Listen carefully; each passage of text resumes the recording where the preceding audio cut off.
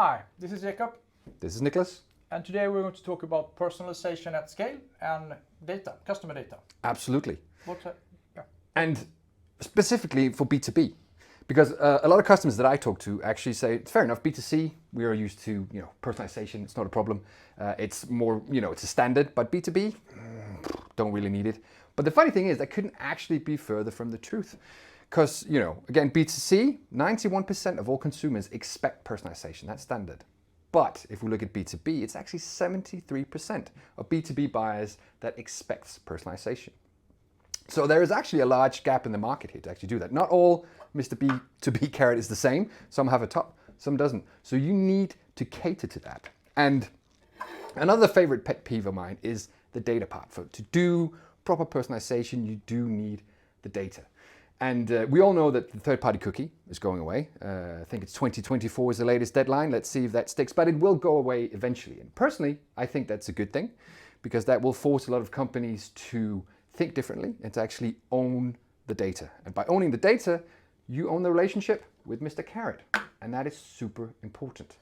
Because if we start talking about first-party data, the data you collect, that could be on for example, Adobe real-time CDP, you own the data of your customer. So that means if you're on third-party cookies that a lot of companies are today, you're basically building your house on rented land. That means you're putting all your eggs in a basket where Mr. Carrot's data is actually owned by someone else. And if they go away or change their rules of engagement, gone's your relationship with Mr. Carrot. All you have left is an empty ball. But if you own the data, that means you own Mr. Carrot's data. And that also means that going forward, you can create much more engaging experiences for him. You can be, if you do it right, you can be GDPR compliant. That's super important as well.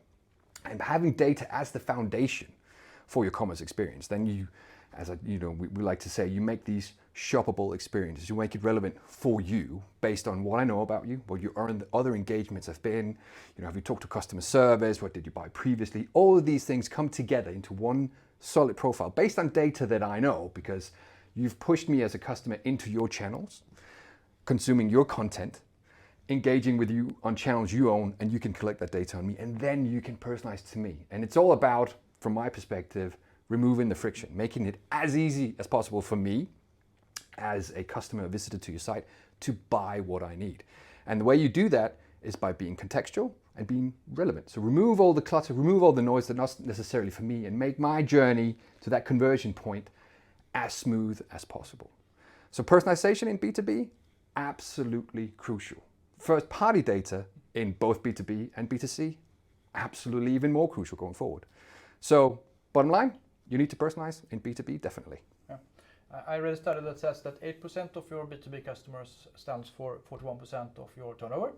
And you need to know which are these 8% to be able to tailor the personalization and to drive that sales. Exactly. So I think it's key to own your data. Exactly. You need to figure out which carrot is high revenue.